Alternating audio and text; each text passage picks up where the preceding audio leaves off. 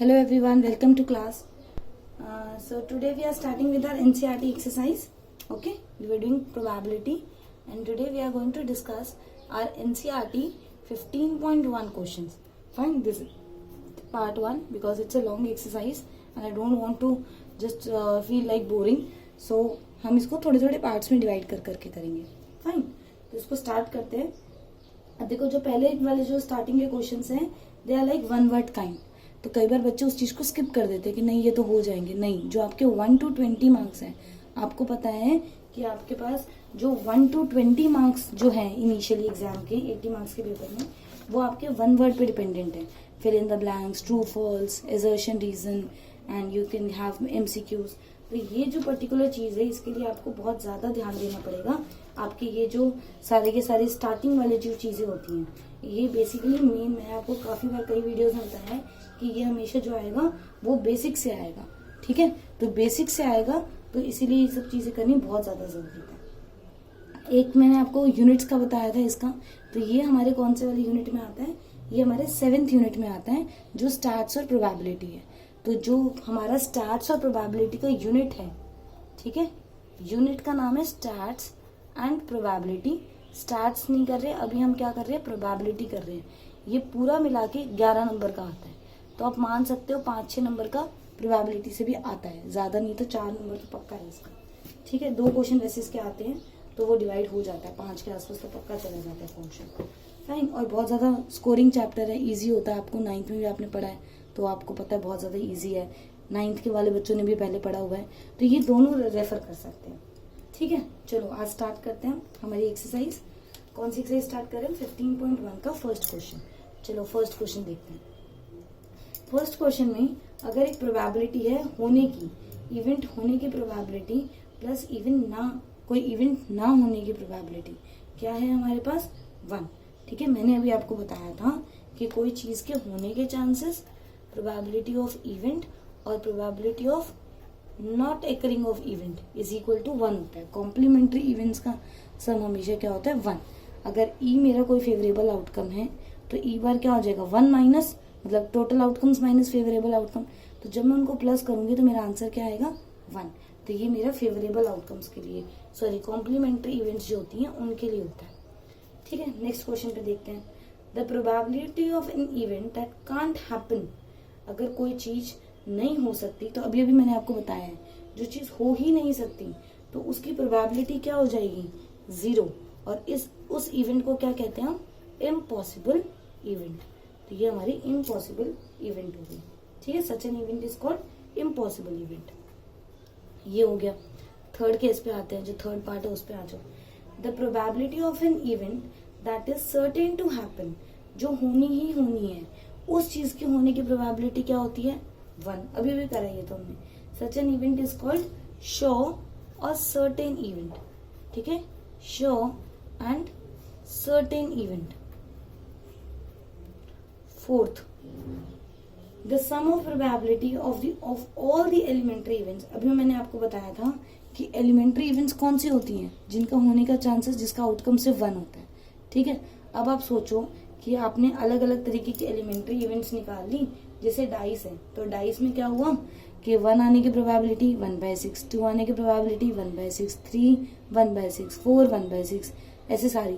तो जब मैं उन सबका सम करूंगी तो क्या आएगा, 6/6. तो वो मेरे पास क्या आ जाएगा आंसर, 1. तो जब अगर सारे एलिमेंट्री इवेंट्स को आप कंबाइन करोगे तो आंसर क्या आता है, 1 आता है. ठीक है, the probability of an event is greater than और इक्वल टू. ये भी अभी हमने करा था, रेंज पड़ी थी, किससे ग्रेटर होती है. ठीक है, प्रोबेबिलिटी की वैल्यू मस्ट है किसके ग्रेटर और इक्वल होनी चाहिए, 0 के, और किसके लेस और इक्वल होने चाहिए, 1 के. तो ये सारा आंसर तो हमारा 1010 में भी हो गया. ठीक है, अभी आपको ये इजी लग रहा है, जब पेपर में आएगा ना तब ये बहुत ज्यादा मुश्किल लगता है, तब बच्चे बहुत ज्यादा इसमें कंफ्यूज होते हैं. तो इसको बहुत ध्यान से देखो कि क्या क्या चीजें करनी है हमें. ठीक है, तो I hope this is very much clear. Fine, ये तो हमने जो अभी मैंने आपको फैक्ट्स बताए थे और जो इंट्रोडक्शन दिया था बेसिकली उसी से सारे क्वेश्चन हो गए, कुछ एक्स्ट्रा नहीं पढ़ना पड़ा. चलो अब आते हैं हम सेकेंड क्वेश्चन पे. सेकेंड क्वेश्चन में उसने पूछा है which of the following experiments have equally likely outcome. ठीक है, अभी मैंने आपको बताया था इक्वली लाइकली आउटकम। ये जो टर्म होती है इसका मतलब क्या होता है कि किस एक पर्टिकुलर एक्सपेरिमेंट में जो आंसर्स हैं उनके आने के चांसेस इक्वल हैं। तो अब देखते हैं, a driver attempts to start a car, car starts और डज नॉट स्टार्ट। ठीक है, अब ये एक इक्वली लाइकली इवेंट है या नहीं है? क्यों नहीं है बताओ, और है तो क्यों है? पहले आंसर बताओ, खुद सोचो, ये इक्वल लाइकली है या नहीं है? ठीक है, तो ये नहीं है। कई बच्चों को लगता है ये है, बट ये नहीं है। क्यों नहीं है? क्योंकि कार के स्टार्ट होने के फैक्टर्स और कार के स्टार्ट ना होने के फैक्टर्स अलग अलग है। ठीक है, कभी भी एग्जाम में ट्रू फॉल्स आता है, हालांकि कई टीचर्स या स्कूल में अनाउंसमेंट होती है कि नहीं ट्रू फॉल्स लिख कर आ जाना, but no, that's not correct. You have to write the explanation, otherwise उनको कैसे पता चलेगा आपने चीटिंग करी है, तुक्का मारा है, या फिर आपको सच में नॉलेज है उस चीज की। ठीक है, तो कभी भी ट्रू फॉल्स आते हैं, please just give the explanation. ये आपका एक अच्छा से इम्प्रेशन भी डालेगा टीचर पे, और प्लस एक आपको भी समझ में आएगा। अगर आप पहले से प्रैक्टिस इस हिसाब से करोगे तो आप कभी भी इस चीज को लर्न नहीं करोगे। आप हमेशा सोचोगे कि हाँ भाई ये नो आया तो क्यों आया है, यस आया तो क्यों आया। तो यहाँ पर अब नो है, तो कोई मुझे रीजन बता सकता है इस चीज का? जैसे मैंने बता ही दिया है, because factors deciding, factors resulting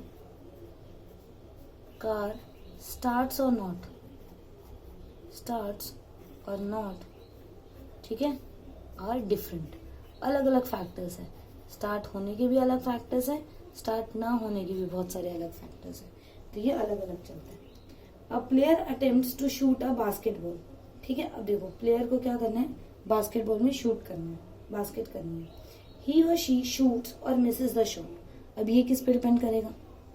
equal likely होगा, या तो वो शूट करेगा या नहीं करेगा, तो ये इक्वल लाइकली है। देखो इसकी प्रोबेबिलिटी जो होगी वो ऑब्वियसली 1/2 होगी, नो डाउट, बट ये इक्वल लाइकली नहीं है। इक्वल लाइकली क्यों नहीं है? क्योंकि अगेन, ठीक है, रीजंस फॉर शूटिंग और नॉट वेरीज। ठीक है, इसमें क्या होता है, दोबारा से जो रीजन होते हैं वो वेरी करते हैं, तो ये चीज बहुत ज्यादा मैटर करती है। ठीक है, ये हो गया। उसके बाद में a trial is made to answer a true false question. ठीक है, अब देखो एक ट्रायल हुआ, उसमें सिर्फ बच्चों से क्या पूछा गया, आंसर ट्रू या फॉल्स में दो। ठीक है, तो अब बताओ कि ये जो आंसर है वो राइट है या रॉन्ग है? अब देखो अगर उसने ट्रू लिखा है, मान लो ट्रू लिखा है, अब वो तो या तो राइट होगा या फिर रॉन्ग होगा। सेम फॉर फॉल्स, तो yes it is equal likely. ठीक है, इसमें कोई प्रॉब्लम नहीं है, ये इक्वल लाइकली है, श्योर इवेंट है। Fourth part, a baby is born, it is boy और अ गर्ल। अब अगर बेबी बोर्न हुआ है, या तो वो बॉय होगा या वो गर्ल होगी। ठीक है, तो हाँ इसमें भी कोई प्रॉब्लम नहीं है। तो ये जो दोनों इवेंट्स हैं ये मेरे क्या है, इक्वली लाइकली इवेंट है। ठीक है, बाकी वेरी कर रहे थे, पहले वाले जो दोनों थे वो वेरी कर रहे थे। ठीक है, तो बहुत आराम से करो, इनको समझ के हो जाएंगे, ज्यादा मुश्किल क्वेश्चंस नहीं है। ठीक है, थर्ड क्वेश्चन पे आते हैं। थर्ड क्वेश्चन देखो, Why is tossing a coin considered to be a fair way of deciding which team should get the ball at the beginning of a football game? ठीक है, देखो वो क्या कह रहे हैं कि मुझे फुटबॉल गेम स्टार्ट करनी है, तो ये मैंने किससे स्टार्ट करा कि किसको फर्स्ट चांस मिलेगा, ये किससे डिसाइड करा, कॉइन को टॉस करके। तो ये फेयर क्यों है? ये फेयर इसलिए है क्योंकि ये इक्वली लाइकली आउटकम्स होते हैं इसके। ठीक है, बिकॉज अकरेंस ऑफ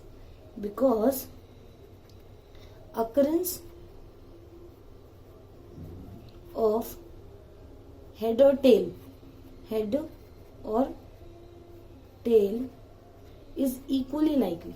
तो इक्वली लाइकली के जब वो इक्वली लाइकली आउटकम्स होते हैं उस केस में हमारा जो आंसर होता है वो क्या होता है कि हाँ ये फेयर है, कर सकते हो। अब तुम डाइस के बेसिस पे तो नहीं कर सकते ना, कि डाइस में बोलो 1 आया तो तुम करोगे, 1 से ज्यादा आया तो कोई और करेगा, तो वो तो सेम नहीं हुआ। तो इक्वली लाइकली जो होते हैं वो फेयर होते हैं। ठीक है, अब अभी भी मैंने आपको बताया था कि हमारी प्रोबेबिलिटी की जो रेंज होती है वो 0 से 1 के बीच में चलती है, मतलब कि वो या तो 0 से ग्रेटर देन इक्वल टू होनी चाहिए या 1 से लेस देन इक्वल टू होनी चाहिए। तो उसने आपको 4 ऑप्शंस दिए हैं, तो वो कह रहा है कि बताओ कि ये मेरे सारे के सारे प्रोबेबिलिटी के आंसर हो सकते हैं या नहीं हो सकते। देखते हैं। मैं पहले चारों आंसर लिख लेती हूँ, फिर हम इस पर देखते हैं। जब तक मैं आंसर लिख रही हूँ आप सोचो इसके बारे में कि क्या प्रॉब्लम है। अगर कोई चीज़ जैसे फर्स्ट सेकंड पार्ट है, देखो उनमें क्या चीज़ है। ठीक है, तो ये हमारे 4 आंसर्स है जिस पे हमें बैठ के सोचना है कि इसके क्या क्या आंसर हो सकते हैं और क्या क्या आंसर नहीं हो सकते। ठीक है, तो अब देखो 2/3 को अगर डेसिमल में निकालोगे तो ये कितना आया नियर अबाउट 0.8 समथिंग। ठीक है, 18 आता है 6 पे, तो 0.66 ये 6 पे बाहर जाता है। ठीक है, तो ये 6-7 हम इसको लिखते हैं राउंड ऑफ में, तो 6-7 0 और 1 के बीच में आ रहा है तो कोई प्रॉब्लम नहीं है। ठीक है, -1.5 0 से लेस है, नेगेटिव है, तो मुझे प्रॉब्लम है इस बात से। 15% प्रोबेबिलिटी परसेंटेज में तो होती नहीं है, परसेंटेज में नहीं होती, लेकिन हम इसको ये तो लिख ही सकते हैं 15/100। तो 15/100 बेसिकली क्या हो गया 0.15। तो 0.15 भी 0 और 1 के बीच में चलती है, तो ये भी आ सकती है। और 0.7 भी 0 और 1 के बीच में आती है, तो ये सारी आ सकती है। सिर्फ मुझे किससे प्रॉब्लम थी, नेगेटिव वाली वैल्यू से, तो नेगेटिव वैल्यू नहीं आएगी मेरे पास। ठीक है, बाकी सारी आ सकती है। चलो 5th क्वेश्चन करते हैं। ठीक है, कोई प्रॉब्लम नहीं, ये सब मैं पहले क्लियर कर चुकी हूँ, इसलिए मैं थोड़ा ढंग से जल्दी पढ़ा रही हूँ। और वैसे भी जल्दी भी नहीं, आराम से पढ़ रहे हो। ये तो बहुत छोटे छोटे क्वेश्चन है और बहुत सिंपल क्वेश्चन है। ठीक है, अब देखो नेक्स्ट क्वेश्चन में क्या बता रहा था आपको। उसने बोला है किसी चीज के होने के चांसेस हैं 0.05, तो किसी चीज के नहीं होने के चांसेस कितने होंगे ये बताओ। तो मैंने आपको बोला था नहीं होने के लिए आप क्या कर सकते हो, 1 माइनस प्रोबेबिलिटी ऑफ ई कर सकते हो। तो ये हो गया 1 माइनस 0.05, तो ये 1 माइनस 0.05 क्या हो गया 0.95। तो अगर किसी चीज के होने के चांसेस 0.05 है तो किसी चीज के ना होने के चांसेस क्या हो जाएंगे 0.95। ये इस हिसाब से चलता है। ठीक है, तो आज हमने इसके 5 क्वेश्चन करे हैं, आने वाली पार्ट्स में हम इसके और क्वेश्चंस करेंगे। ठीक है, तो till then please practise, as I told you earlier also, do practise examples, do read the theory part and do go for previous year questions or exemplar questions. Fine, so I'll see you in the next part. Till then, bye bye, take care.